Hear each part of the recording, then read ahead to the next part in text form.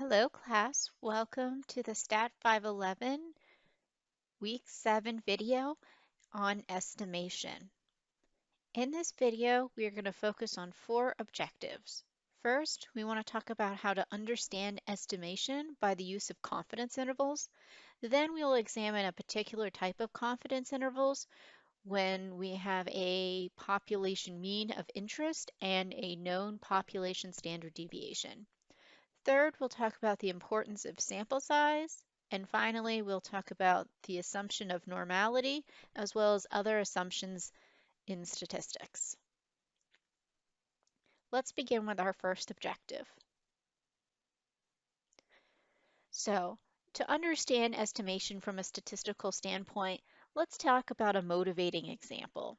Suppose you're interested in the population of WVU graduate students. Specifically, you want to know the average rent paid by this population for a single month. Really, you have two options. One, you could take a census of all WVU graduate students and then actually compute the population mean mu.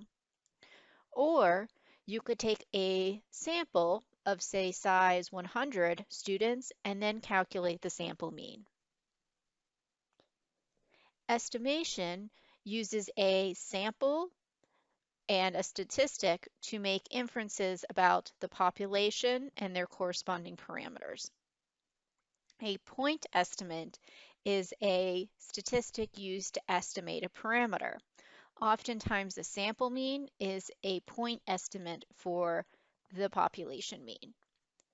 In our motivating example, taking a sample of 100 graduate students and calculating that sample mean could be used as a point estimate of the population mean rent paid.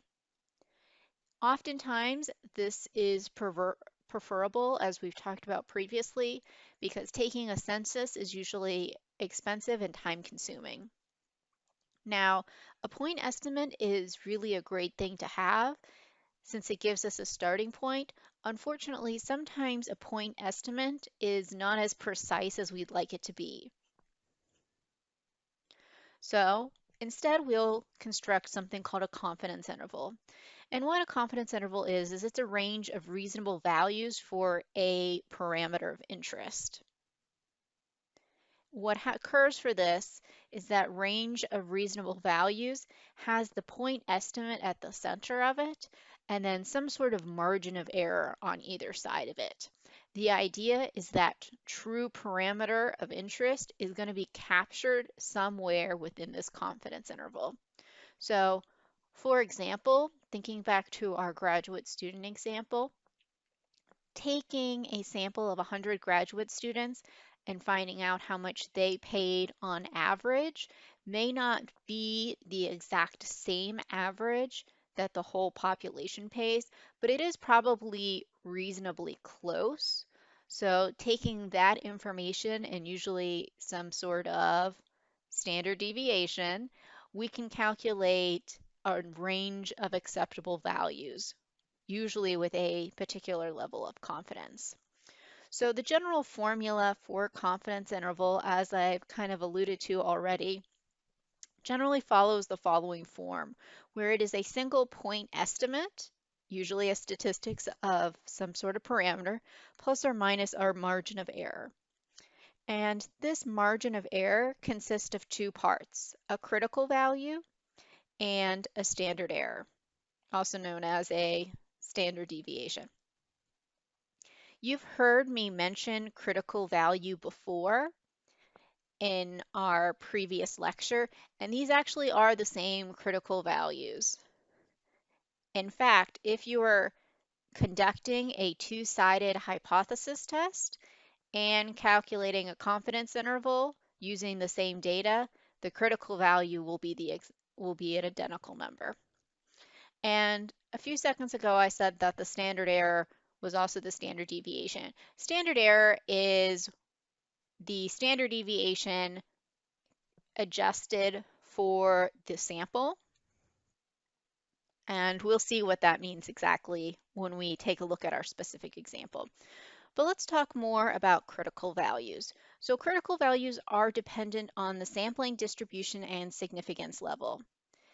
Our standard normal distribution and t-distributions are the most common, and our significance level, alpha, is usually going to be determined by our desired level of confidence, which is 1 minus our alpha percent.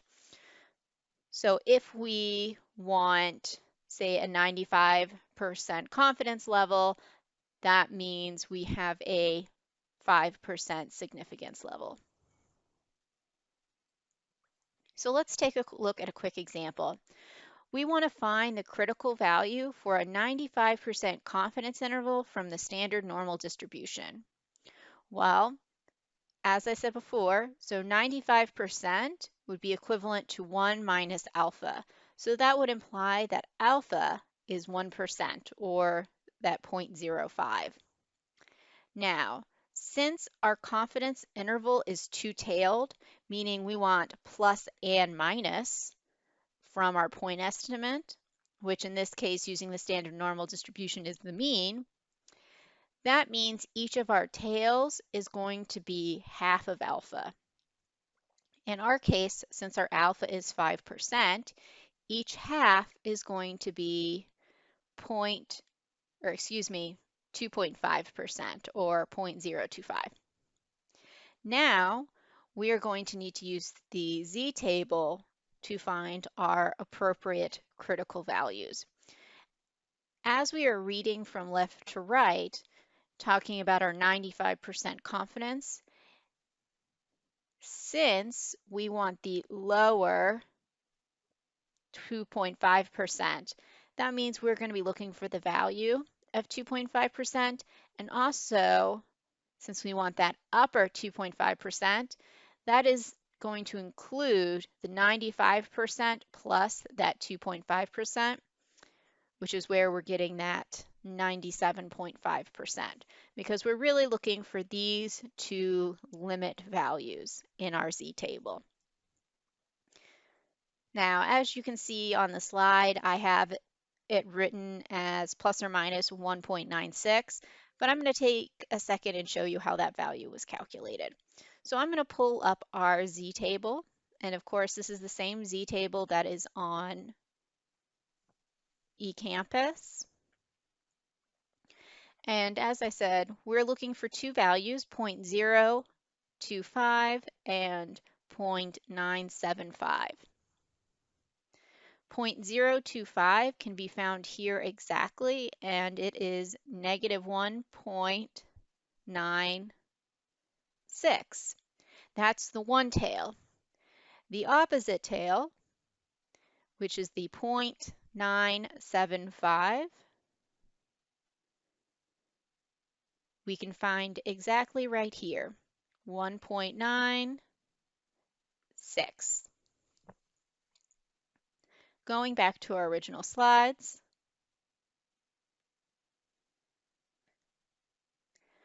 you'll notice that finding both tails, it was the same number, just positive and negative. That will always be the case because we're dealing with a symmetric distribution. So oftentimes I won't spend the time to look up both 0.025 and 0.975 because I know once I find the one, the other one is the same value, only the opposite sign. And to be honest, after a while, you start memorizing some of these values, such as 95% is the most common confidence level, and that corresponds to 1.96. So for me personally, whenever I know I'm using the standard normal distribution and I have an alpha level of 0.05 or a 95% confidence interval, I automatically know my critical value is going to be 1.96. There are some other critical values that are used pretty commonly. The 90%, which is 1.645, it is exactly halfway between 1.64 and 1.65, which is why that one has often gone to an extra decimal place. The 98%, which is 2.326, and the 99%, which is 2.576. The most common ones, as I've stated before, in general are 90%, 95, and 99%. You may want to consider memorizing those three critical values. Not that you won't be able to look them up, but it will save you time because particularly the 90% and the 95%, they are used so commonly that you're probably just going to memorize them automatically by pure use. So, as we've taken a look at a first example, let's go ahead and take a look at a second example. This time we're going to use the t-distribution to get our critical value. I know we've spent quite a bit of time talking about the normal distribution because it is so very important, but we need to make sure that we also know how to find critical values from other distributions. So in our example 2, we are asked to find the critical value for a 95% confidence interval from the t-distributions with a sample size of 10. Now, our t-distributions are dependent on two factors. One, the degrees of freedom, which is equal to our sample size minus 1. We were given a sample size of 10, so that's going to tell us that our degrees of freedom is equal to 9. Also, we are dependent on the confidence level, which is in turn based on our alpha level. And just as with the normal distribution, our t-distribution is unimodal and symmetric. So we're actually going to be looking essentially for the same type of values where we have our two-sided distribution. And as we are looking for the 95% in the middle on either side of our mean, we are going to be looking for the values of our tails, which will be alpha divided by 2, which in this case is 2.5%. Now, unlike the z-table, the t-table is strictly positive. So there is only one value that we're going to find, but it's still understood when we are calculating a confidence level, it's still that value plus or minus. You're just not going to get a negative value from the table. So let's go take a look at a t-table. And same as before, we are going to care about the 0.025 and we care about our degrees of freedom of 9. So pulling up our t-table.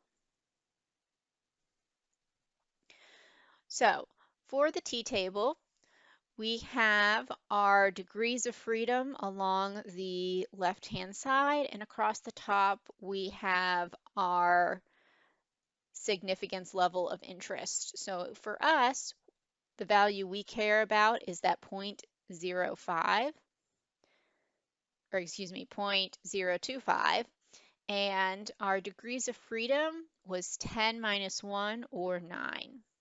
So using that table, we will have a critical value of 2.2622. Now, one thing I want to talk about while we're here, if you recall the previous example, we were doing a 95% confidence interval for a standard normal distribution. As the sample size increases, notice that 95% confidence level in the t-distribution does make its way towards the 1.96 of the standard normal distribution. As we've established before, and a good reminder, as the sample size increases in a t-distribution, it slowly makes its way towards the shape of the normal distribution, which is why in a t-table, that last row falls in line with the z-table or the standard normal distribution. Okay, so at this point we could head back to our slides, and as we just showed, our critical value is 2.2622. Now, We've now talked about a really good ways to find our critical values, but as I established earlier, the margin of error is dependent on two parts, the critical value and the standard error. And I stated before that it is based on our standard deviation and that the formula is going to be unique depending on the sampling distribution and the parameter of interest. So when we are calculating a confidence interval using the parameter mu, our standard error in general is either going to be the square root of variance over our sample size, or it'll be the square root of our sample variance over the sample size. Now, there is some facts to know about the margin of error. If the confidence level increases and the sample size remains constant, then your margin of error is going to increase. And a way to think about this visually is think about a basketball hoop. A larger hoop is going to make you feel more confident, even if you only have the same number of baskets that you can actually shoot. I'm going to try to draw a basketball hoop here. Same thing with the next fact. If the confidence level remains constant, but your sample size increases, then your margin of error is going to decrease. So your basket may get smaller, but if you increase the number of baskets you throw, your confidence level will still remain the same. And finally, increasing the standard deviation has the same effect as increasing the sample size, which you should be able to tell based on the formula. Now, one thing I realized about the previous slide that I didn't mention, I stated that the formula is unique depending on the sampling distribution and the parameter of interest. But what I neglected to mention is all the different options. So as I've stated probably several times in our previous lecture, this chapter 3 is really focusing on the theory of hypothesis testing, and in this lecture we're talking about the theory behind confidence intervals. Chapters 4 and 5 focus on all the different types of hypothesis testing and confidence levels. The next objective, where we're going to actually talk about the confidence interval for the mean when we have a known population standard deviation, that's actually not formally discussed in this chapter. It's actually formally just discussed in chapter 4, but I have been an educator for a long enough time to understand that sometimes just talking about this stuff in such a generic fashion, it loses a lot of its understanding if you don't have some sort of concrete example with it, which is why I decided to add that into this lecture.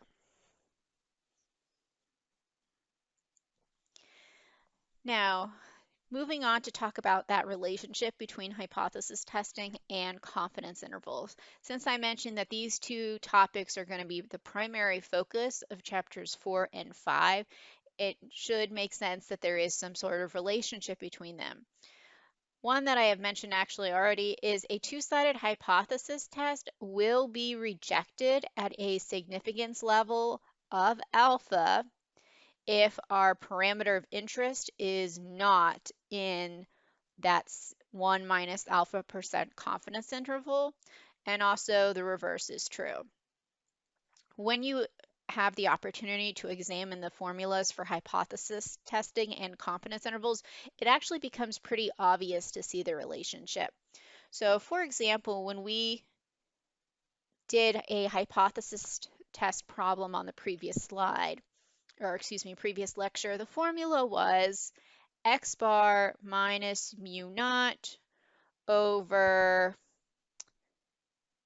sigma divided by the square root of n.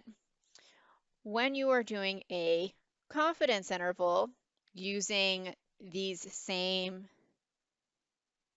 values of interest or these same scenarios or same data set, the confidence interval is actually the sample mean plus or minus our critical value multiplied by sigma divided by the square root of n. Our point estimate minus the hypothesized value divided by the standard deviation. This standard deviation and point estimate generally follow this same format when we're converting between a hypothesis test and a confidence interval. As we talked about in the hypothesis test, the rejection region method, you compare it to a critical value. This one, when you are doing a two-sided hypothesis test. When it is not a two-sided hypothesis test, this still remains true. You're still working with the same point estimate and you're still working with the same standard error.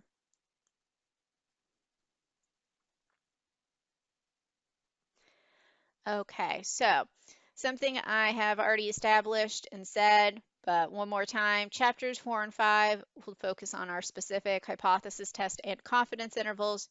Chapter 4 focuses on hypothesis test and confidence intervals when you have one sample. And such things they're talking about is hypothesis test for a population mean, population proportion, and a population variance. Chapter 5 focuses on the case when we have two samples. As I mentioned, I do like looking at something concrete to try to really get you to understand what a confidence interval really is. So we're going to take the time and we're going to examine the confidence interval for mu when sigma is known.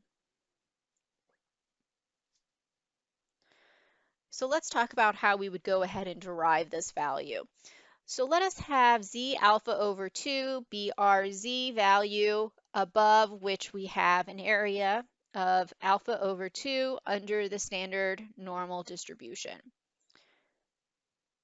So what we're saying, we've established before that when we're trying to find a confidence interval, we're trying to establish the values that lie within this range from these two values. Our 95% confidence interval is that 1 minus alpha. And on either side of our distribution, we have our alpha cut in half because we're dealing with a unimodal and symmetric distribution. And in the center, we have our mean. In this case, since we're assuming it's the standard normal distribution, our mean is 0. So, therefore, using our knowledge of probability, this implies that the probability of negative z alpha over 2 less than z alpha over 2 is going to be equal to 1 minus alpha. So what we're saying is the probability of this value less than z less than some z alpha over 2 is going to equal the area under this curve, or its probability. From here, we are going to do some simple substitution. What is z equal to? Well, as I talked about actually in about 3 slides previous, z is equal to the sample mean minus our hypothesized value mu divided by sigma divided by the square root of n. We can then rearrange this equation to get mu by itself. because what is our goal? We are trying to get a confidence interval that will help us establish or capture the true value of that population mean. So isolating mu by itself, we will now have that the probability of our sample mean minus z alpha over 2 multiplied by sigma divided by the square root of n less than mu, less than the sample mean plus z alpha over 2 multiplied by sigma divided by the square root of n still equals that middle area under the curve that we're interested in. So, nice way, if you notice, what is the difference between these two sides? The positive and negative. So that means that if our sample mean is the mean of a random sample of size n from a population with variance sigma squared, then a confidence interval for mu is going to be given by our sample mean plus or minus z alpha over 2 multiplied by sigma divided by the square root of n. And the same way we derive this confidence interval is pretty much the same way we're going to derive all of our confidence intervals. Now, just taking a quick discussion of seeing visually what we mean by a confidence interval for mu. I stated before that the purpose of a confidence interval is to try to find the value of that true population mean. In our motivating example, we talked about finding the rent paid by graduate students at WVU. We talked about conducting a sample and then finding that average of those 100 students and the rent they paid.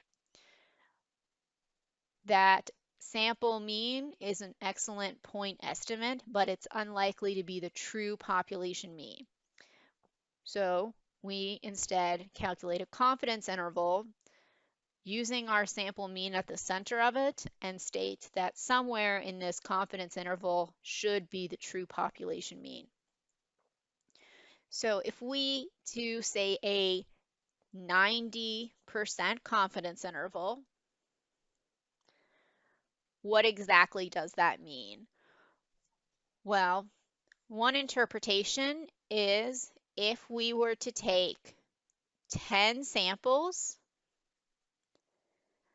9 out of 10 of them, or 90% of them, would contain that true population mean. So notice we have this confidence interval here does not capture the true population mean, but the rest of these confidence intervals do. So to state it more clearly, each of these blue lines are a confidence interval from one sample. This black dot is the sample mean that was determined. And we can see that, say, in sample 10, our sample mean was lower than the true mean, but taking into account the upper limit and the lower limit, we can see that sample 10 does contain the true mean. The only sample that doesn't contain the true mean is sample 4. So when we construct a 95% confidence interval, we're saying that if we were to conduct, or if we were to collect 100 samples, 95 of those samples should contain a confidence interval that has the true population parameter. Now, since we are talking about what it actually means to have a confidence interval, this brings us into our actual interpretation. So let's use the 95% as the example of interest, just because, as I've stated numerous times, 95% is the one we're most commonly used, although any percentage could be substituted. So one way we can interpret the confidence interval is that we are 95% confident that the true population parameter lies in the interval that we calculated. Having that confidence level at 95%, one thing I do want to make very clear, we are 95% confident that our true population mean is somewhere in that interval. We are 95% sure it is somewhere in that interval. This 95% is not a probability. What we looked at here, this is not a probability. This is just saying, hey, if we do all of these samples, this is what should happen. This is not a probability. This is a confidence level. It is a very common mistake when interpreting confidence intervals for someone to mistake a confidence level for a probability. And that is a very big mistake because it is very not true. And as I explained in depth on the previous slide, this note, I am not going to read it. I will leave you to, as I feel like I pretty thoroughly explained that statement. And this side just goes into what I stated before about how probability is not confidence. Mu is a parameter. It is not a random variable.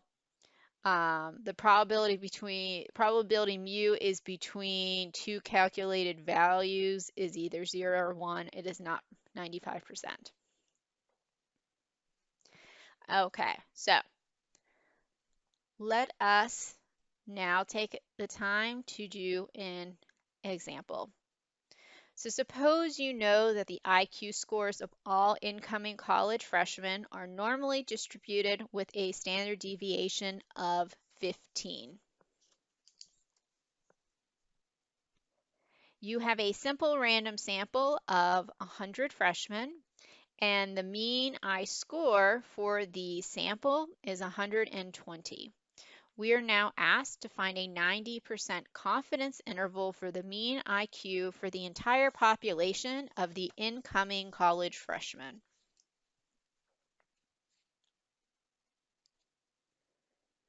So, what do we know? Well, we know that our sample mean is 120, our sample size is 100, and we have a population standard deviation of 15. As I stated in the previous slides, the confidence interval for mu, when we have a known population standard deviation, the formula is our sample mean plus or minus z alpha over 2 multiplied by sigma over the square root of n. Now, if we look at our formula, we have the sample mean. Oops, sorry about that.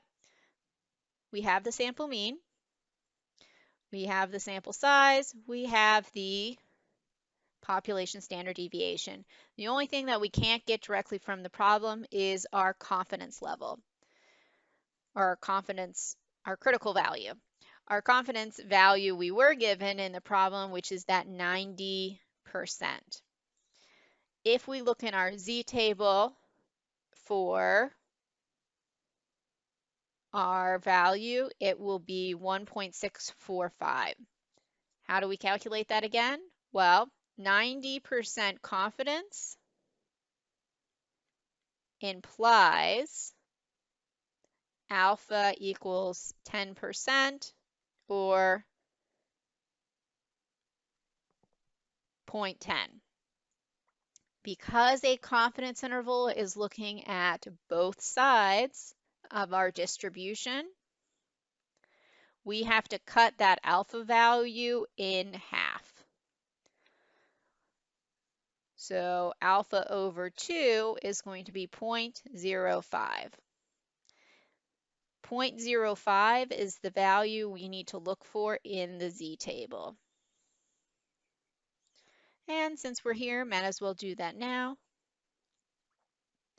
So pulling up our z-table, we want to find 0.05. 0.5, or at least as close as we can get to it. And if we look right here, the closest we can get to it is between 0.0505 and 0.0495. So actually 0.0500 is exactly halfway between those, which would be 1.6 and exactly halfway between 0.04 and 0.05, so 4.5. This implies that our critical value is going to be 1.645.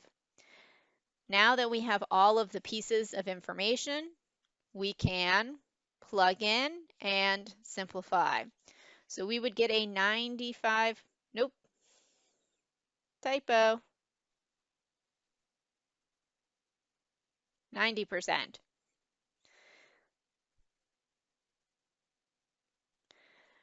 We would get a 90% confidence interval that goes from 117.53 to 122.47. Stated as an interpretation or a conclusion, we are 90% confident that the true IQ score for the entire population of incoming college freshmen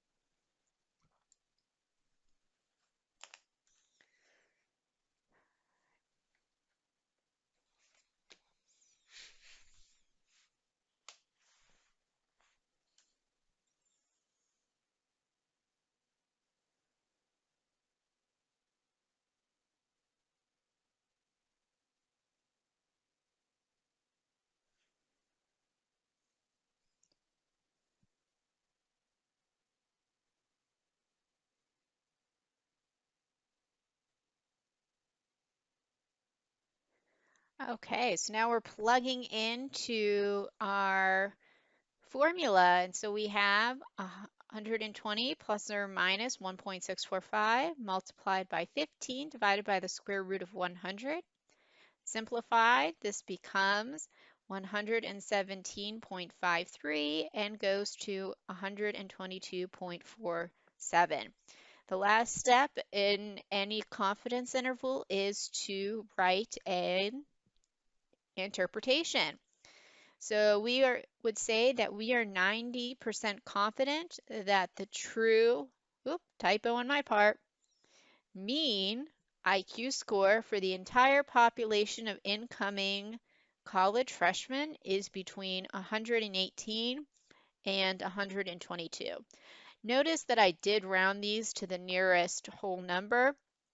And the reason I did that in this case is because IQ scores can't be a fraction of a point. So I rounded it to the nearest point. Depending on the problem that you're working on, you may or may not do such a thing. But in this case, it was most appropriate to round to the nearest whole number.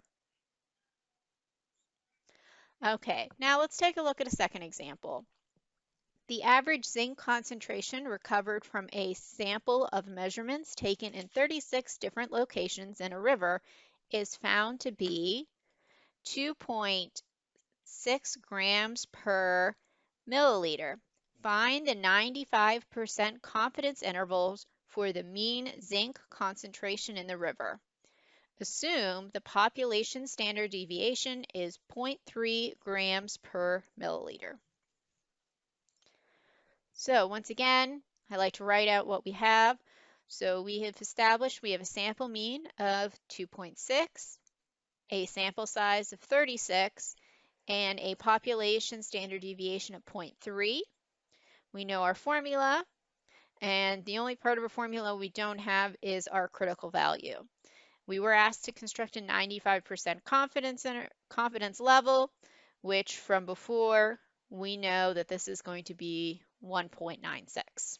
And if you're not sure about that, you can look back at the previous lecture slides.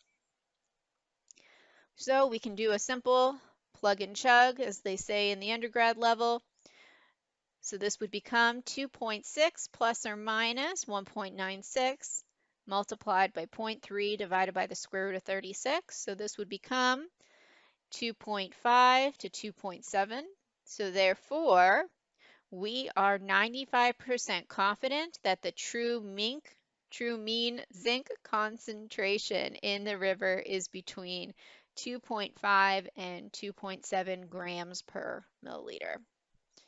All in all, calculating confidence intervals is much faster than conducting a hypothesis test. This now actually brings us to our third objective, and that's talking about the important role that sample size plays. In our formulas, if you examine the role that sample size plays both in the hypothesis testing and in the confidence intervals, you could keep everything the same and just change the value of our sample size. And what you'll see is that a larger sample size actually increases the precision of our results. Unfortunately for us, a lot of times our sample size is determined based on time, cost, and what is our ideal level of precision. A lot of times statisticians actually perform calculations prior to experimentation to determine a sample size. This is something that I have personally had to do in my job. Usually the issue is a sample may be very expensive to obtain. Sometimes the experiments I work with deal with inhalation studies. And yes, sometimes they have animal experiments, and they don't want to subject more animals than necessary to an experiment. And so I'll be asked to calculate the minimum sample size possible so that they can still determine an accurate understanding of whatever they're looking for. So using our previous confidence interval formula, if we wanted to determine our sample size would be equivalent to our critical value squared multiplied by the variance, all divided by our margin of error.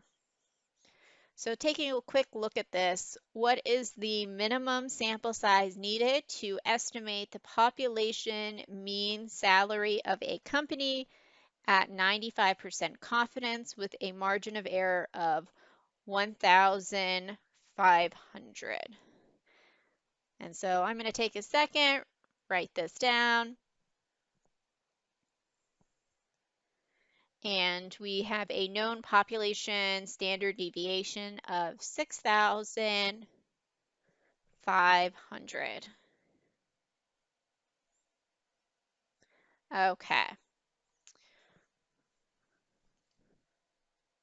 So under normal circumstances, if we were calculating a confidence interval, this would be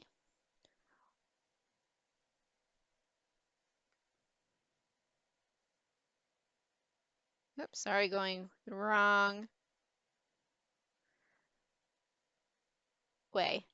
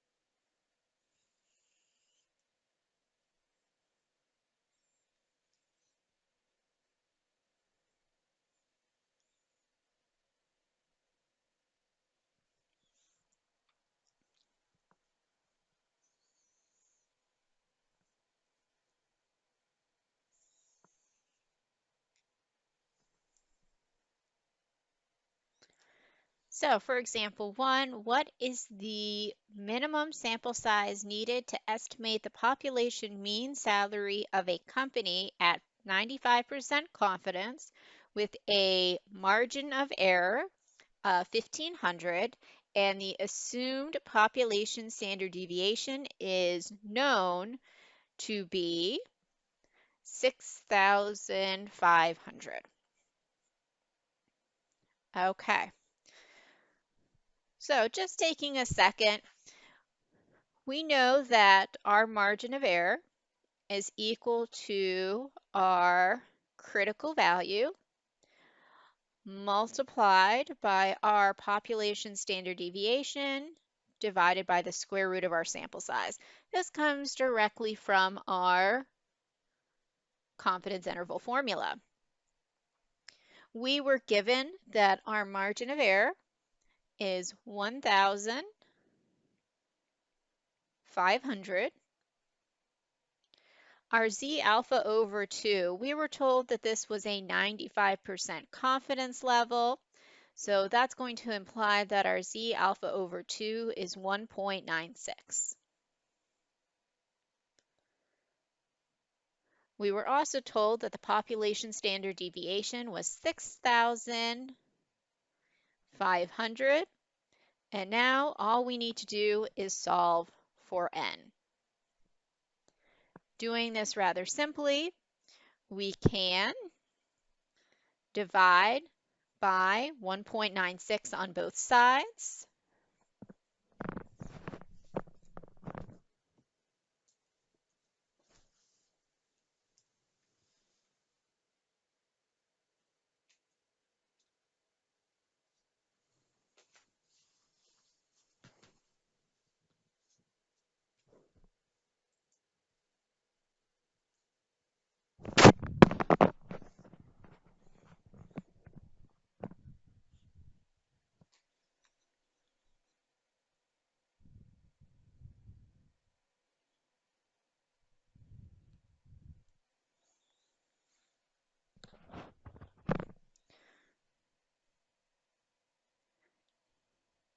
So at this point, I don't want to round until I absolutely have to, so I'm just going to go ahead and leave this as whole as possible.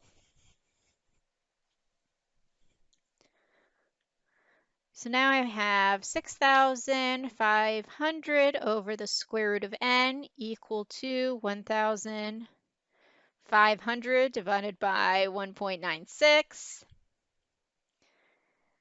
By rearranging this formula,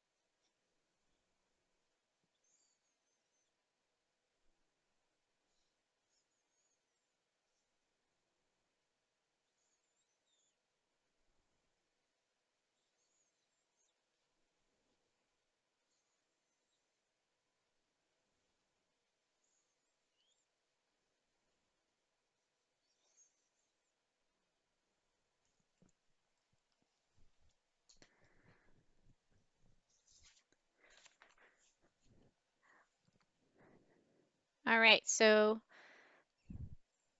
I'm going to go ahead, divide by 1.96 on both sides.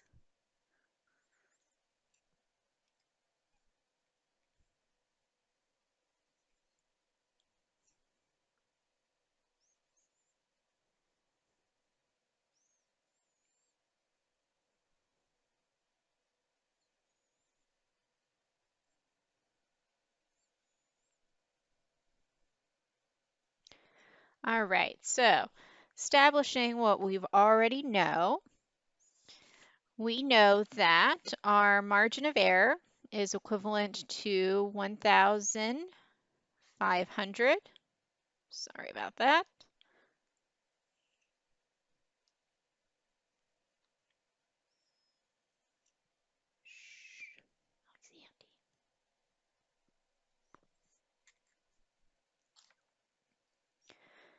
Okay, let's write out what we know. We know that the margin of error is the $1,500.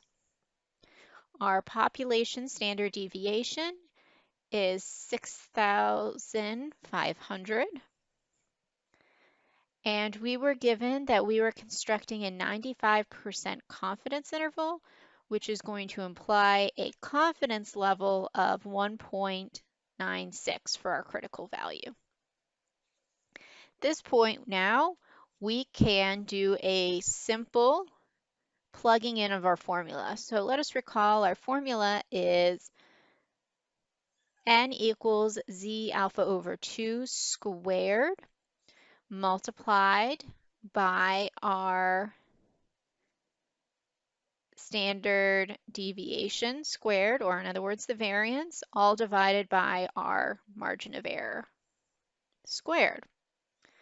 So this would be 1.96 squared multiplied by 6,500 squared divided by 1,500 squared. And at this point, we can go ahead and plug this into our calculators. Now, ideally, we do want to round as late as possible in order to get as precise an answer as possible. So at this point, if you aren't already, you should be typing this into your calculators and getting your answer.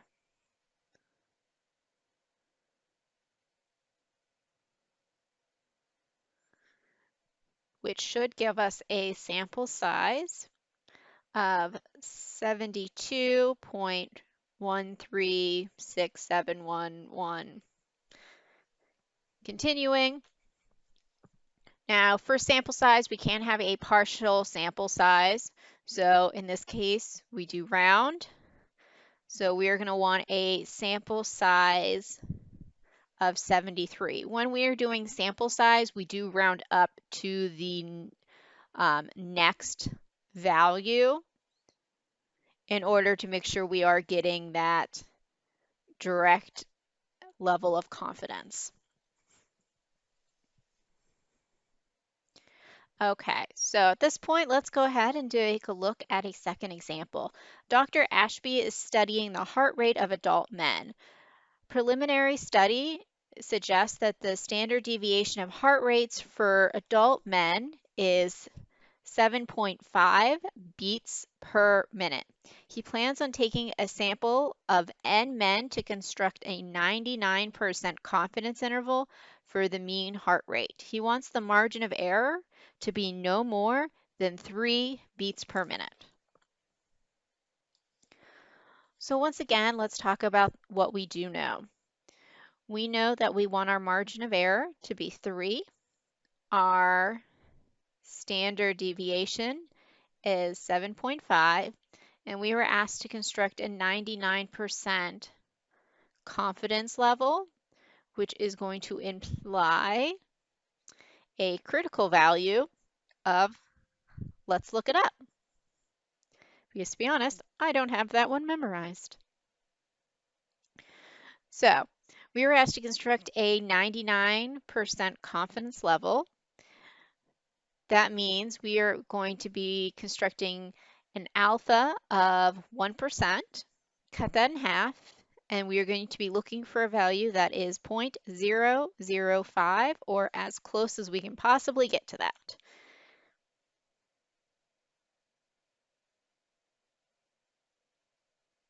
And it looks like the closest we're going to be able to get to that is between 0.0051 and 0.0, excuse me, 0.0049, which means our Z alpha over 2 is going to be 2.575, which should check out from our chart earlier in the lecture.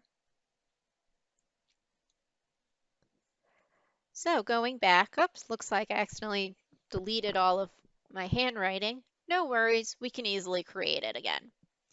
So once again, we have a margin of error of 3, a standard deviation of 7.5, and a confidence level at 99%, which implies our critical value is going to be 2.575. Once again, our formula for determining sample size is n equal to our critical value squared multiplied by the population variance divided by our margin of error squared.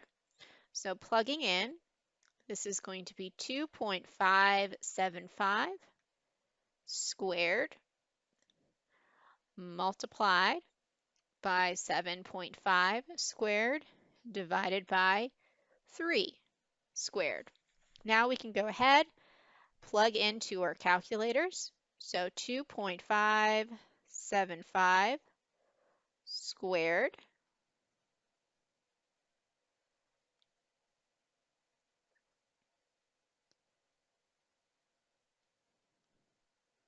multiplied by 7.5 squared, all divided by 3 squared.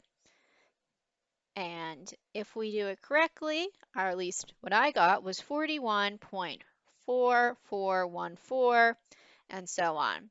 So this will mean that we need a sample size of 42. Remember, we round to the next value to ensure an accurate experiment is made. Not bad at all. Now let's talk about our fourth and final objective, and that's to discuss some of the assumptions we make when doing estimation and in statistics. So in our following chapters, formulas and theories presented are only going to be valid when we have certain assumptions made.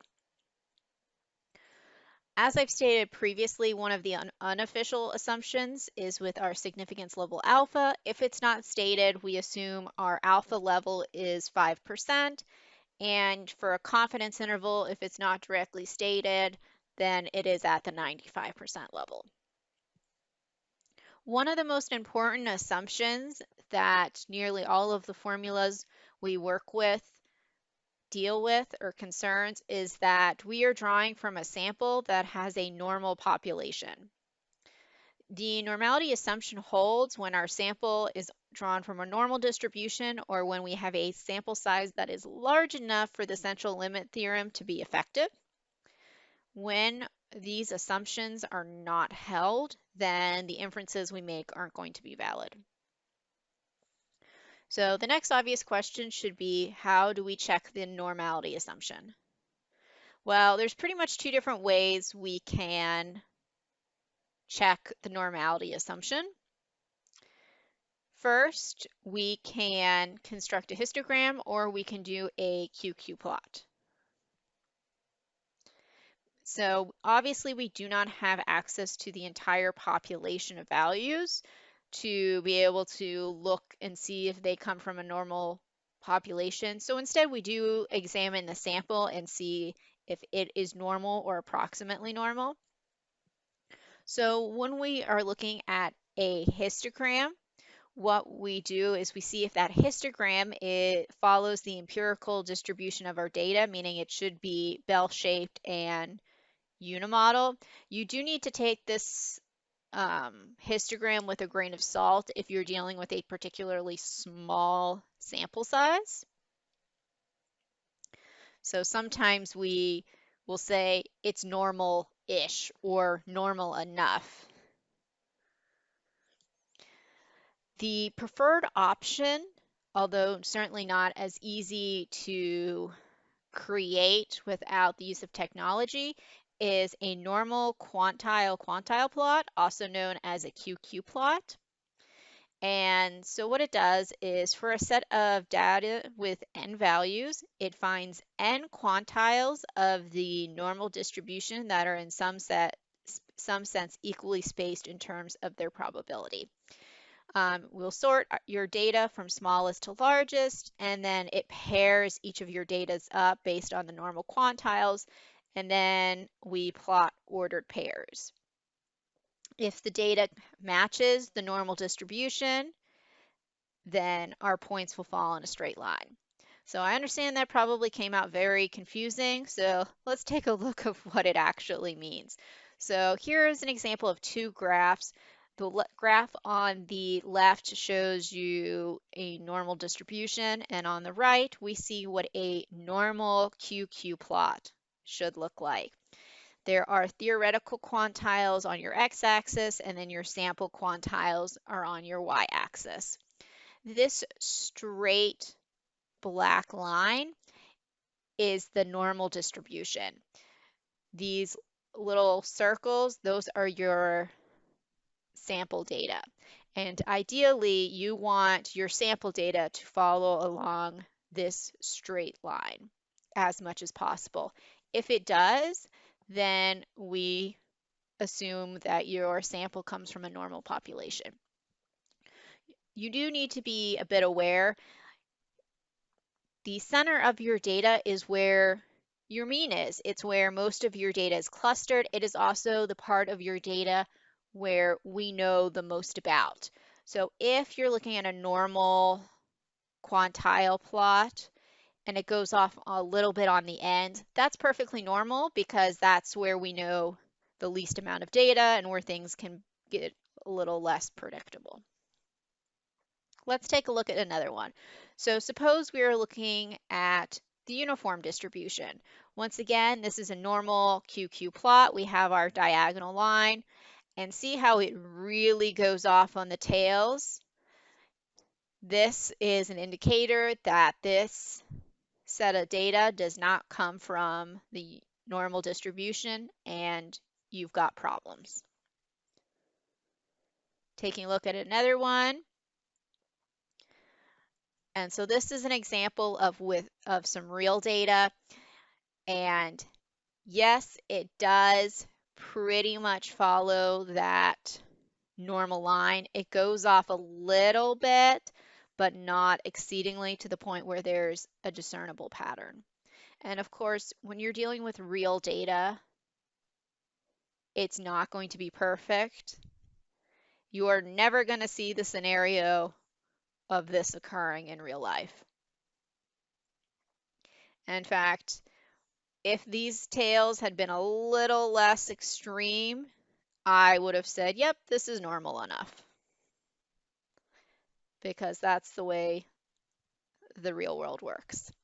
And so just to kind of give you an idea of how some of this can look. So here is a QQ plot with some simulated normal examples. And see how the data can really behave along that line. And you can see some of it, you would not say that this follows the normal distribution. It is all below that line, which would indicate to me that it is definitely not normal, where this last one, I would say, yep, that's pretty good. Again, and that is assuming we were working with real world data. And what I want to highlight here is notice we have a sample size of 100, Take a look again, sample size of 20. Again, I'd say this one's probably not so normal. The other two look okay-ish. But even with a smaller and a larger sample size, you can still get a pretty good idea when we are looking at the QQ plots. That's not always the case when we are looking at a histogram. So the next question we should be asking ourselves after how do we assess normality is, what do we do if it's obviously not normal? Well, there are several robust methods that we can use when assumption of normality isn't made. Unfortunately, what these methods do in general is they create larger confidence intervals, or they're simply less powerful. Remember, power in this case is 1 minus beta. Beta is the probability of making a type 2 error. The power of a test is that probability of rejecting your null hypothesis when the alternative hypothesis is true. It's what you're ideally searching for and trying to make an accurate assessment of what you're looking at. And so, I apologize, I had to blow my nose there. So these robust methods, we don't want to use them unless we have no other choice, is what we're trying to get at here. Now, some of the principles for robust methods. One method is trimming, and that involves discarding a small pre-specified portion of our most extreme observations and making appropriate adjustments to the test statistics. And the second one is non-parametric methods, and this avoids dependence on a sampling distribution by making strictly probability arguments, or in other words, it is a distribution-free method. So it doesn't assume the population comes from a normal distribution, binomial distribution. It assumes none of that. In my job, I have personally never trimmed the data before. I have used non-parametric methods. Once again, since I didn't mention the inhalation studies, usually we use as small sample size as possible. And what happens in that case is the sample size isn't really large enough to truly be able to determine if the population is normal. And so in that case, we tend to use non-parametric methods, not only for deciding the sample size, but also conducting hypothesis test. Okay. So one of the last things I'd like to talk about in this lecture is the concept of significance. Now, I've kind of hinted at this in the previous two lectures, but I haven't really formally talked about it. So we've established that statistical significance is an exact way mathematically to determine the difference between values. And I've also stated before that statistical significance does not consider the practical significance of a scenario. And this may mean that the actual inference can be different than the assumed inference. If we think about to our previous lecture, we talked about the ingots and the cracking rate. And we had an original cracking rate of 20%. And the new method was 17%. And we established that 20% and 17% weren't significantly different, and that in that case it didn't make sense to implement a new process for, at best, a 3% improvement. And so statistically, they were insignificant. Sometimes in statistics, even if statistically it's insignificant, we may decide that it is. Sometimes when we are dealing with health studies or food production, we care a little more. When people's lives are on the line, something that may be statistically not different really is different. And then also we can go the other way, where even if something may be determined statistically significant, technically, if we're looking at pretty big production cost issues, a 10% improvement, so say with the ingots maybe going from 20 to 10%, hey, that sounds like a lot, but depending on the cost of the new method, it may not ultimately be cost effective. So something to be aware of in your future roles, that you do have to take some of this stuff with a grain of salt. Math is beautiful, it's logical, it's, black and white. Statistics is that murky area where it combines math and the real world. So sometimes we have to be a little bit careful with our interpretations and what our outcomes are really saying. And on that happy note, this brings us to the end of our Chapter 3 material. Please read Chapter 3, Sections 3 through 5.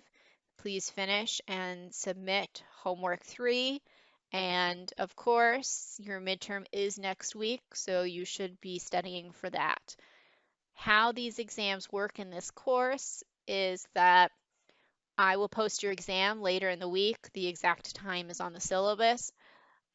For pretty much the early part of the week, you have no assignment to be working on, nothing to be doing really except for studying for the midterm.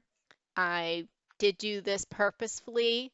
I had some graduate professors when I was in grad school that would cancel class, the class before the midterm and the final, and hold office hours. And I actually always really appreciated it, A, because it gave me more time to study and actual time to study, review the material, and ask the instructor questions.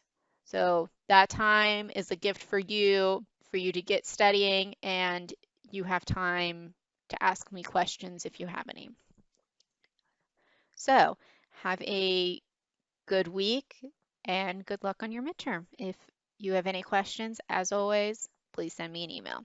Have a good night.